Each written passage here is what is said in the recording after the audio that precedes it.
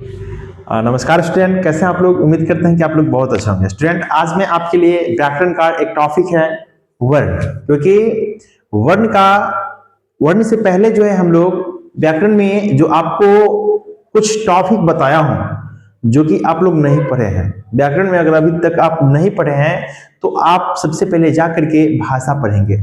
भाषा हम पढ़ा दिए हैं, भाषा किसे कहते हैं, व्याकरण किसे कहते हैं, लिपि किसे कहते हैं, ये सारा चीज पढ़ा दिए हैं, जाकर के आप वहां देख सकते हैं। आज जो है डिस्कस करने वाले हम लोग वर्ण, ठीक है। वर्ण को जो है हम एक वीडियो में सब्जेक्टिव को बनाएंगे और दूसरा वीडियो में ऑब्जेक्टिव लेकर आएंगे।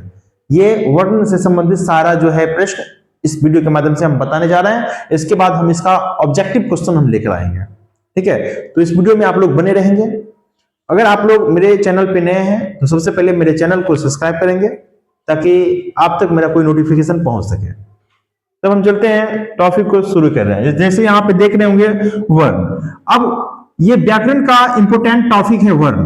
माय डियर, वर्ण में मैं आपको पढ़ाऊंगा। यहां देखिए, ये जैसे वर्ण है, वर्ण में आपको पढ़ाऊंगा जैसे वर्ण किसे कहते हैं, वर्ण कितने प्रकार के हैं, इसमें उच्चारण स्थान भी पढ़ाएंगे, मात्रा किसे कहते हैं वो सब भी इसमें पढ़ाएंगे, है ना। स्वर वर्ण किसे कहते हैं, व्यंजन वर्ण किसे कहते हैं, स्पष्ट वर्ण किसे कहते हैं, ये सारे क्वेश्चन को है आज हम डिस्कस करने जा रहे हैं, ठीक है। हिंदी में कितने स्वर हैं, कितने व्यंजन हैं, है ना, ये सब क्वेश्चन आपको हम आज क्लियर करवाएंगे। तो सबसे पहले हम लोग वर्ण का परिभाषा देखेंगे। माय डियर, आइए यहां देखते हैं वर्ण का डेफिनेशन, वर्ण का परिचय।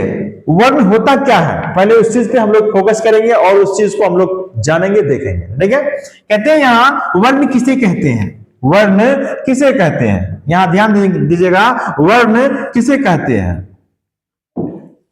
इसके बाद आपको वर्ण का डेफिनेशन बताऊंगा। कह रहा है कि वर्ण उस मूल ध्वनि को कहते हैं जिसके खंड या टुकड़ा नहीं किए जा सकते हैं। यानी वर्ण उस मूल ध्वनि को कहते हैं जिसके खंड या टुकड़ा नहीं किए जा सकते हैं, उसे वर्ण कहते हैं। क्या कहते हैं, उसे वर्ण कहते हैं। जैसे एग्जांपल में माय डियर देख लीजिए, है ना, इसको खंड या टुकड़ा नहीं कर सकते। जैसे यहां देखिए अ, ई, ख, ग, ह और र, ये सब ऐसा अक्षर है, इसको हम लोग क्या कर सकते हैं, है ना, खंड या टुकड़ा नहीं कर सकते हैं, ठीक है। यह सब क्या है बताइए, वर्ण है। क्या है, ये सब वर्ण है। तो आप लोग परिभाषा के माध्यम से समझ गए होंगे वर्ण कहते हैं किसको है। वर्ण उस मूल ध्वनि को कहते हैं जिसका खंड या टुकड़ा नहीं किया जा सकता है, उसे वर्ण कहते हैं। अब जो है हम लोग नेक्स्ट देखेंगे।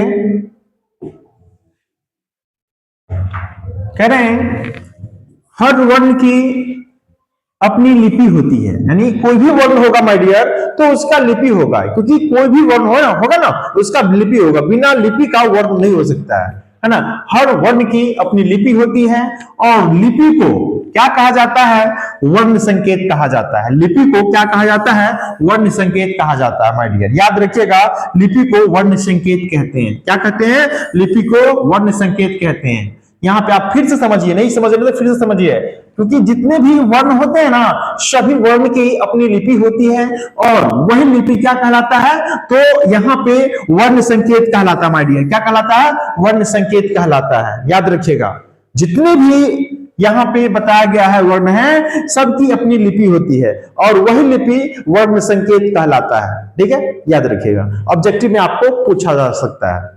कहते हैं वर्णों के समूह को वर्णमाला कहते हैं। माय डियर, ऑब्जेक्टिव में पूछ देगा कि वर्णों को समूह को क्या कहते हैं, तो आपको 4 ऑप्शन देगा। तो वहां पे वर्णमाला भी देगा, स्वर भी देगा, व्यंजन भी देगा और अंतःस्थ देगा। तो आप क्या दीजिएगा, वर्णों के समूह को वर्णमाला कहते हैं माय डियर। यहाँ पे दिया गया वर्णों के समूह को क्या कहते हैं, तो वर्णों को समूह को वर्णमाला कहते हैं। क्या कहते हैं, वर्णमाला कहते हैं।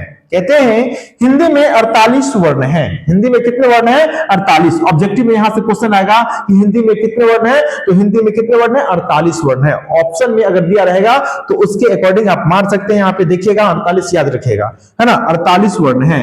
है ना, जो इस प्रकार है माय डियर। अभी मैं आपको 48 वर्ण कौन कौन है मैं आपको काउंट करके गिनाऊंगा कि कितने 48 वर्ण हैं, कौन कौन है, सारा वर्ण को, है ना, आज हम आपके सामने दिखाने जा रहे हैं। तो इस वीडियो में बने रहेंगे, बहुत मजा आएगा माय डियर। अब यहां हम देखेंगे माय डियर, कह रहा है स्वर्ण वर्ण, है ना, क्या कह रहा है, स्वर्ण वर्ण। यहां देखिए स्वर्ण वर्ण क्या है ना, व्यंजन वर्ण क्या है ना, इसके बाद स्पर्श व्यंजन क्या है, ठीक है, इसके बाद देखिए चार क्या है, अंतःस्थ है, इसके बाद चार ऊष्म व्यंजन है। तो इस सारा को हम काउंट करेंगे, ध्यान से समझेंगे। कह रहे हैं क्या, स्वर्ण वर्ण जैसे अ, आ, हर्षी, दीर्घी, हर्षु, दुर्गो, है ना, री, ए, आई, ओ, औ, है ना। तो यहाँ पे आपको बताना कितना है, 11 क्या है, तो आपको यहाँ पे 11 क्या है, तो स्वर है। 11 क्या है, स्वर है। देखिए मैं आपको 41 यानी 48 है ना, वो गिनाऊंगा, ठीक है। 11 क्या हो गया, स्वर हो गया। 11 क्या है, स्वर। कौन कौन है, तो अवा है ना, और री लगा करके ए, आई, ओ, औ, है ना।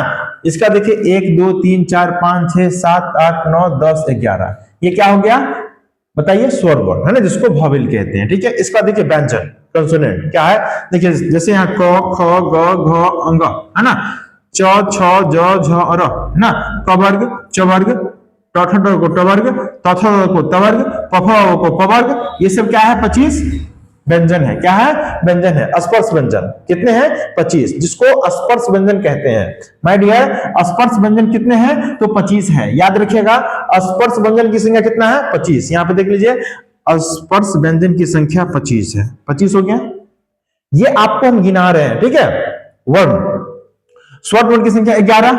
अगर ऑब्जेक्टिव में पूछेगा कि स्वर्ण वर्ण की संख्या कितना है, तो 11 देना है ना। इसका पूछेगा व्यंजन, स्पर्श व्यंजन की संख्या कितना है, तो 25 है। इसके बाद आइए माय डियर, अंतःस्थ है। अंतःस्थ कितना है, 4 है। कितना है, अंतःस्थ 4 है। यहां देखिए अंतःस्थ 4 है। और उष्म व्यंजन कितना है, देखिए उसमें कितना है, 4। उसमें भी 4 है। यहां देखिए उसमें भी कितना है, 4 है। तो अभी आपको कुछ और है वर्ण आपको हम दिखा रहे हैं। देखिए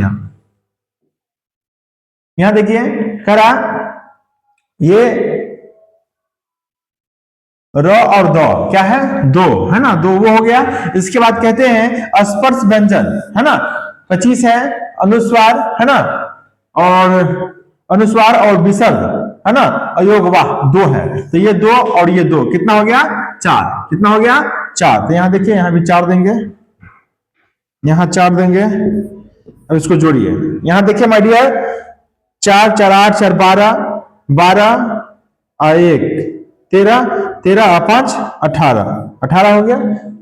18 क्या हाथ में, 1 2 3 1 4, ये टोटल कितना हो गया, 48। 48 क्या हुआ, वर्ण हुआ। हिंदी में कुल कितने यहाँ पे कह सकते हैं, तो 48 वर्ण है, ठीक है। कौन कौन हो गया, समझ गए, अवा, ऋषि और ए आई, ठीक है। इसके बाद व्यंजन में कितना है, 25, है ना। ये स्पर्श व्यंजन है, क ख से लेकर के और प फ क ख को कवर कहते हैं, च छ को चवर्ग कहते हैं, ट ठ को तवर्ग कहते हैं, तो को तवर्ग कहते हैं, प फ को पवर्ग कहते हैं, ठीक है। तो ये 25 हो गया। इसके बाद अंतःस्थ है, य र ल व, ये क्या है, अंतःस्थ है। तलाभ्य मूर्धन्य स दंत स ह, ये क्या है, उष्म व्यंजन है।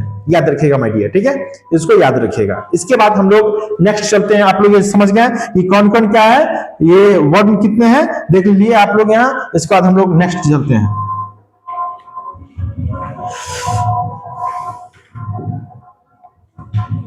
देखिए माय डियर, वर्ण की भेद, वर्ण की भेद आप ये बता सकते हैं कि वर्ण कितने प्रकार के हैं। वर्ण 2 प्रकार के हैं। कितने प्रकार के हैं, 2 प्रकार के हैं, स्वर्ण और व्यंजन।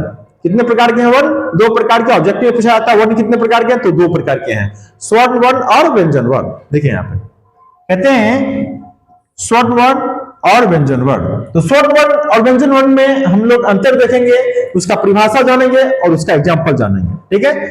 तो वर्ण 2 प्रकार के हैं, यानी ऑब्जेक्टिव पूछा जाता है, स्वर्ण वर्ण और व्यंजन वर्ण। देखिए कहते हैं स्वर्ण वर्ण, है ना, वॉवेल किसे कहते हैं, ठीक है, वॉवेल किसे कहते हैं। यहां देखेंगे स्वर उन वर्णों को कहते हैं जिनका उच्चारण किसी दूसरे वर्णों की सहायता के बिना होता है ना।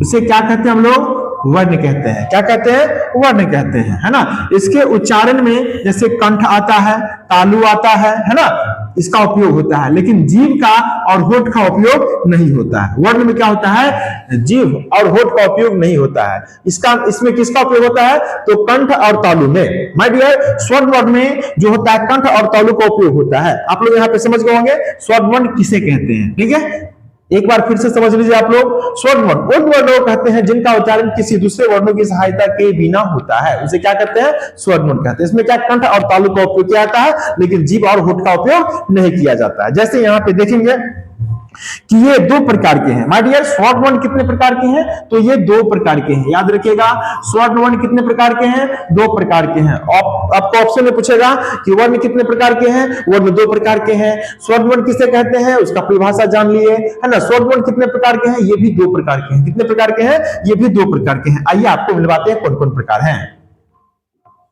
देखिए माय डियर, कह रहा है मूल स्वर और संयुक्त स्वर, है ना। माय डियर, यहां देखिए मूल स्वर, ध्यान से देखेंगे आप लोग। मूल स्वर क्या है? अ, आ, हर्षी, दीर्घी, हर्षु, दीर्घु, ए और ओ, है ना। ये सब क्या है? मूल स्वर है। ठीक है, इसके बाद हम लोग देखेंगे संयुक्त स्वर क्या है? ए, अ प्लस ए क्या है? संयुक्त स्वर। कहेंगे ओ, है ना, ओ है ना, इसको ओ कहेंगे। अ और ओ जोड़ेंगे तो क्या बनेगा? ओ, है ना। इसके बाद अ और ओ को जोड़ेंगे तो ए बनेगा। ठीक है, तो यहाँ पे आप समझ गए होंगे। इसके बाद हम लोग देखेंगे मूल स्वरों के दो भेद हैं। मूल स्वर के कितने भेद हैं? दो। देखिए यहाँ पे मूल स्वर के कितने भेद हैं? दो है। हर्ष और दीर्घ, है ना। हर्ष और दीर्घ है। मूल स्वर दो प्रकार के हैं, हर्ष और दीर्घ। इसके बाद हर्ष और स्वरों जैसे अ, ई, ओ, है ना, री के उच्चारणों में कम समय लगता है। क्या लगता है?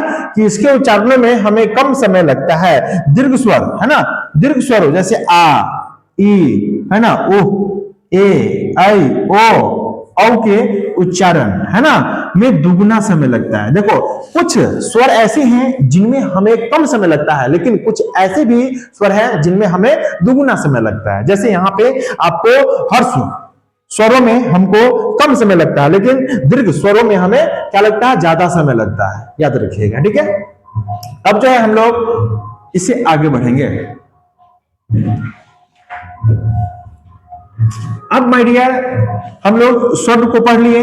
ठीक है, अब हम लोग पढ़ेंगे व्यंजन। व्यंजन स्वर किसे कहते हैं? कंसोनेंट्स किसे कहते हैं? कह रहे हैं व्यंजन उन वर्णों को कहते हैं। व्यंजन जो है उन वर्णों को कहते हैं जिनके उच्चारण में स्वर वर्ण की सहायता ली जाती है। देखिए, इससे पहले हम लोग पढ़े हैं स्वर वर्ण, है ना। स्वर वर्ण कितने प्रकार के हैं? दो प्रकार के हैं, है ना।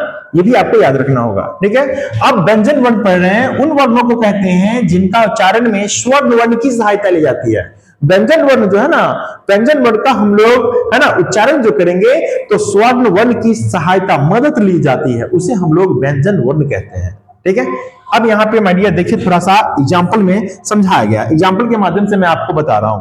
जैसे देखिए, ये क, ख, ग, च, छ, त, थ, द, भ और म इत्यादि, ये सब क्या है? ये सब जो है आपको कैसा व्यंजन है? तो यानी ये सब क्या है?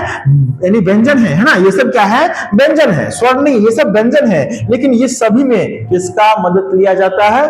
तो ये सभी में स्वर का मदद लिया जाता है ना। स्वर वर्ण की सहायता ली जाती है ना। जैसे क पढ़ेंगे, है ना, ख पढ़ेंगे, है ना, ग पढ़ेंगे, है ना। तो ये सब व्यंजन वर्ण जो है, ये सब है, लेकिन इसमें स्वर वर्ण की सहायता ली जाती है। कहते हैं क, है ना, क है विसर्ग, है ना, क से विसर्ग। जैसे तक, सभी वर्णों व्यंजन हैं। जैसे कहते हैं प्रत्येक व्यंजन में, जैसे अ हो गया, अ क्या है? स्वर की ध्वनि मिली या छिपी है। जैसे क में अ प्लस अ, है ना, ख में ख प्लस अ, ग में ग प्लस अ, प में प प्लस अ इत्यादि। ये सब क्या है? कुछ उसमें क्या है कि कुछ यानी ध्वनि मिली या छुपी रहती है। ठीक है, ये एक व्यंजन कहलाता है। क्या कहलाता है? व्यंजन कहलाता है। इसमें कुछ ध्वनि छुपी रहती है। अब माय डियर ये समझ गए होंगे आप लोग, है ना, व्यंजन वर्ण किसे कहते हैं। तो हम जो है फिर आगे बढ़ेंगे। अब देखिए इनके भी तीन भेद हैं। हम लोग स्वर वर्ण पढ़े थे, है ना। स्वर वर्ण दो प्रकार के थे, लेकिन हम लोग अभी पढ़े हैं व्यंजन भी। ठीक है, ये भी कितने प्रकार के हैं? व्यंजन वर्ण, ये भी कितने प्रकार के हैं? तो तीन प्रकार के हैं। कितने प्रकार के माय डियर? तीन प्रकार के हैं। ये भी तीन प्रकार के हैं। ठीक है, आइए यहाँ पे आपको दिखा रहे हैं, कह रहे हैं इनके भी तीन प्रकार है। व्यंजन के भी कितने प्रकार हैं? तो तीन प्रकार हैं। कौन कौन है? आइए आपको समझा रहे हैं, है ना। स्पर्श, अंतःस्थय, ऊष्म। क्या है? स्पर्श, अंतःस्थय और ऊष्म है। जैसे आपको माय डियर यहाँ पे बता रहे हैं कि इसकी संख्या देखिए, है ना। ये 25 था। कितना था? है ना। स्पर्श व्यंजन कितना था? 25 था। लेकिन अंतःस्थय कितना था? 4 था। हाँ, कितना था? 4 था, है ना। य, र, ल, व। ठीक है, ये कितना था? 4 था। लेकिन ऊष्म व्यंजन भी कितना था? ये भी 4 था। देखिए तलाबे स, मूर्धन स, है ना, दंत स और ह। ये भी ऊष्म व्यंजन भी कितना था?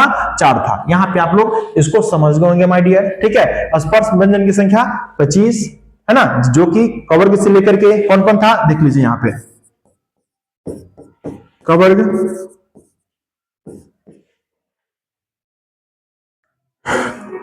कवर्ग, है ना, जैसे इस प्रकार से दिया था, है ना।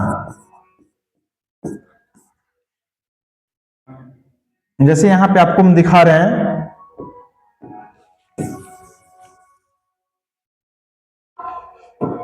देखिए यहां पे कौन कौन है, 5 हम बता रहे हैं। जैसे कवर्ग हो गया,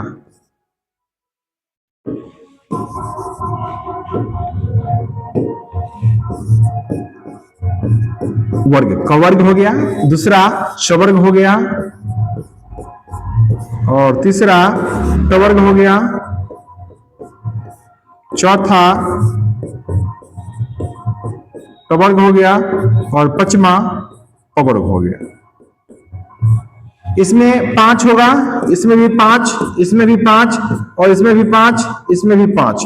टोटल मिला करके 25 हो गया। कितना हो गया? टोटल मिला करके यहाँ 25 हो गया। ठीक है, इसके बाद हम लोग देखेंगे यहाँ पे 25 स्पर्श व्यंजन है। कितने हैं? 25 जो है स्पर्श व्यंजन है माय डियर, है ना। 4 जो है ऊष्म व्यंजन है। ठीक है, कितना है? 4 ऊष्म व्यंजन और 4 अंतःस्थय व्यंजन है। यहाँ पे आप देख रहे होंगे। ठीक है, ये देख लीजिए स्पर्श व्यंजन, है ना, अंतःस्थय व्यंजन 4, ऊष्म व्यंजन कितना है? 4 है। ठीक है, इसके बाद माय डियर मैं आपको यहाँ पे दिखा रहा हूं, यहाँ देखिए अंतःस्थय कितना है? अंतःस्थय व्यंजन 4, कितना है? 4 है। कौन कौन है? य, र, ल, व, है ना। इसके बाद आपको आगे ऊष्म व्यंजन कितना है? ये भी 4 है। कौन कौन है माय डियर? तलाबसा, मूर्धन्य, दंत और ह। ये आपके एग्जाम में बहुत पूछा जाता है ऑब्जेक्टिव में माय डियर, इसको सिर्फ याद रखिएगा, है ना। अंतःस्थय कितना है? 4। कौन कौन है? य, र, ल, व। ऊष्म व्यंजन कितना है? ये भी 4 है। कौन कौन है? तलाबसा, मूर्धन्य, दंत, ह। लेकिन आपको, है ना, स्पर्श व्यंजन पूछेगा माय डियर, तो ये भी 25 है। कितने हैं? 25 है। कवर्ग से लेकर के पवर्ग तक ये क्या है? स्पर्श व्यंजन है। क्या है? ये स्पर्श व्यंजन है। ठीक है, इसके बाद हम लोग नेक्स्ट चलते हैं, क्या है देखते हैं। कह रहे हैं अब हम लोग मात्रा किसे कहते हैं, है ना। मात्रा किसे कहते हैं? कह रहे हैं वर्णों की मात्राएं, व्यंजन वर्णों के उच्चारण में, है ना, वर्णों के उच्चारण में जिन स्वर मूलक चिन्हों का व्यवहार होता है उन्हें क्या कहते हैं? मात्रा कहते हैं। क्या कहते हैं? मात्रा। माय डियर हिंदी में कुल 10 मात्रा है। आकार, एकार, है ना, हर्षी, दीर्घी, हर्षु, दीर्घु, एकार, औकार, है ना, एकार, ऐकार, ओकार, औकार और अनुस्वार, है ना। ये 10 प्रकार के मात्रा हो जाते हैं। ठीक है, उसे क्या कहते हैं? मात्रा कहते हैं। ये मात्रा 10 है। कितने हैं? ये मात्रा 10 है। कितने मात्रा है? ये 10 है। ठीक है, जैसे हम लोग यहाँ पे आपको लिख करके 10 दिखा रहे हैं। जैसे देख लीजिए आकार का हो गया, ठीक है, हर्षी हो गया, दीर्घी हो गया, इसके बाद हर्षु हो गया, दुर्गु हो गया, ठीक है, इसके बाद एकार हो गया, ऐकार हो गया, है ना, ओकार हो गया,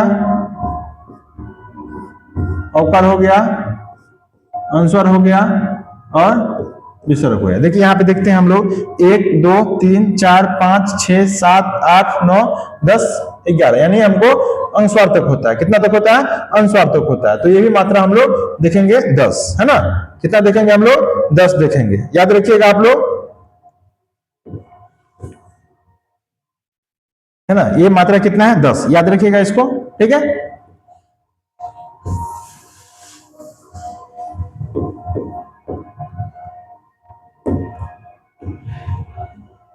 इसको याद रखिएगा, ठीक है। यानी मात्रा कितने हैं? 10 है। कितने मात्रा टोटल? 10 है। इसके बाद फिर हम नेक्स्ट बढ़ते हैं। कहते हैं क्या? मुंह के जिस भाग से वर्णों की ध्वनियों का, है ना, उच्चारण होता है उसे उच्चारण स्थान कहते हैं। माय डियर, उच्चारण स्थान। आप लोग प्रश्न पूछ सकते हैं कि सर उच्चारण स्थान क्या है? मुंह से, है ना, जो उच्चारण स्थान निकलता है वही उच्चारण स्थान कहलाता है। जैसे हम लोग कहते हैं क, तो क जो निकला कहां से निकला? तो कंठ से निकला। कहां से निकला? कंठ से निकला।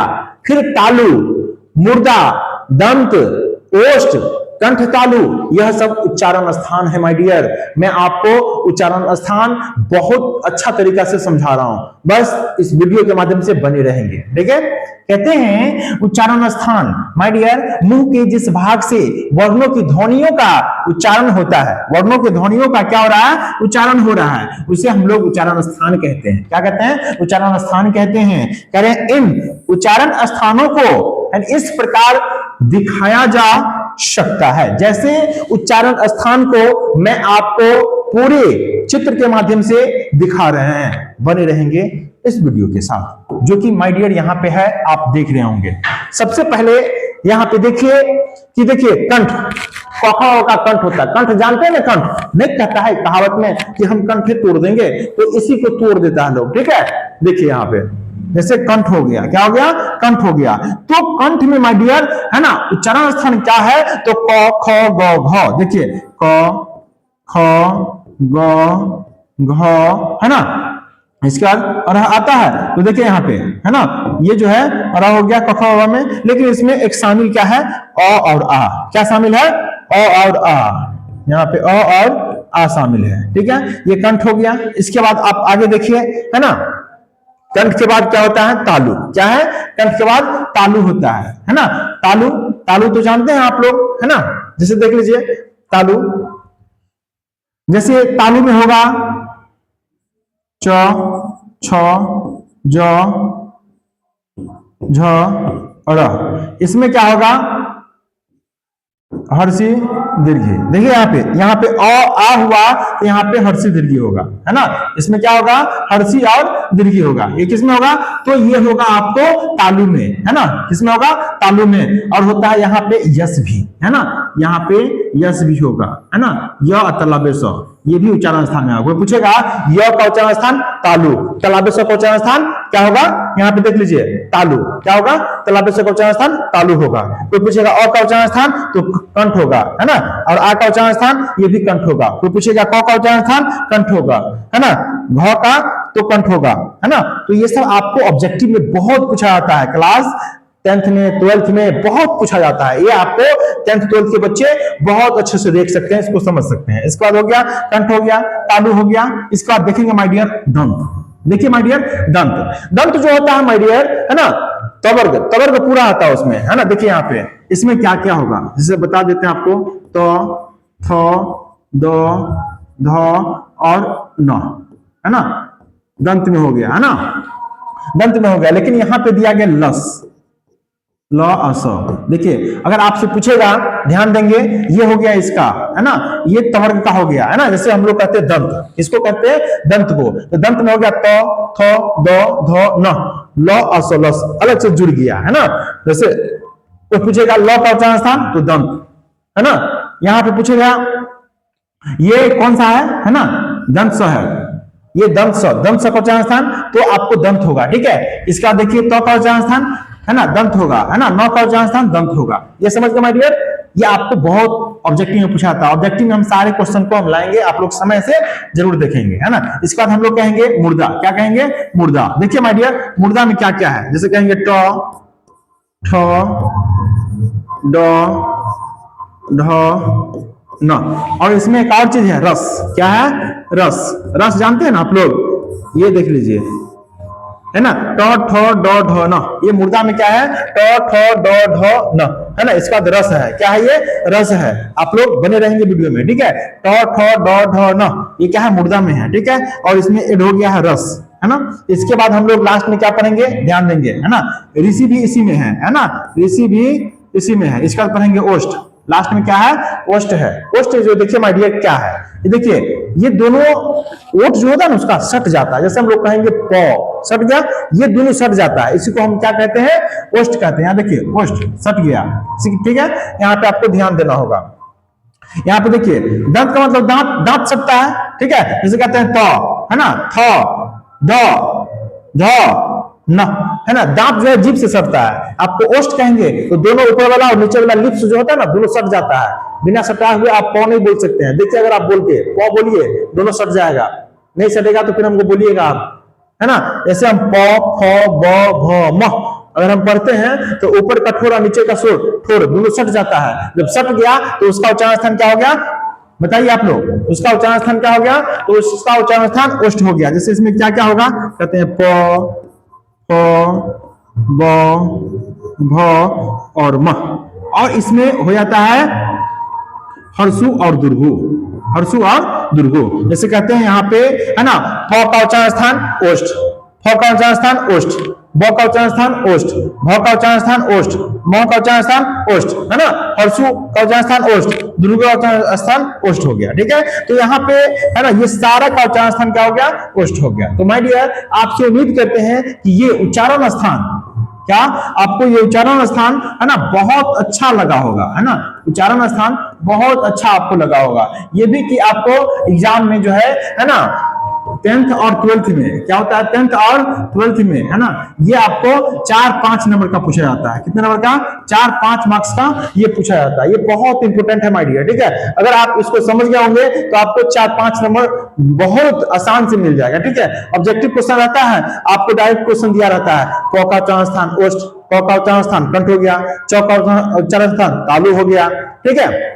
य का उच्चारण स्थान तालु हो गया, तलाबे का उच्चारण स्थान तालु हो गया। तो इस प्रकार के जो भी क्वेश्चन होगा वो ऑब्जेक्टिव में आपको सारा प्रश्न बन जाएगा, ठीक है। अगर आप ये वीडियो देख लिए हैं तो इसका ऑब्जेक्टिव अगर आप देखना चाहते हैं तो इस वीडियो को सब्सक्राइब, यानी इस चैनल को सब्सक्राइब कीजिए ताकि आप तक कोई नोटिफिकेशन पहुंच सके, ठीक है। ये वीडियो कैसा लगा दोस्तों? उम्मीद करते हैं कि ये वीडियो आपको बहुत अच्छा लगा होगा।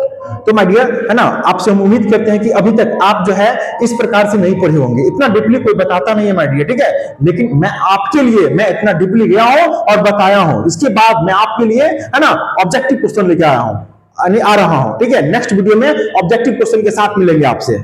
जब तक के लिए धन्यवाद।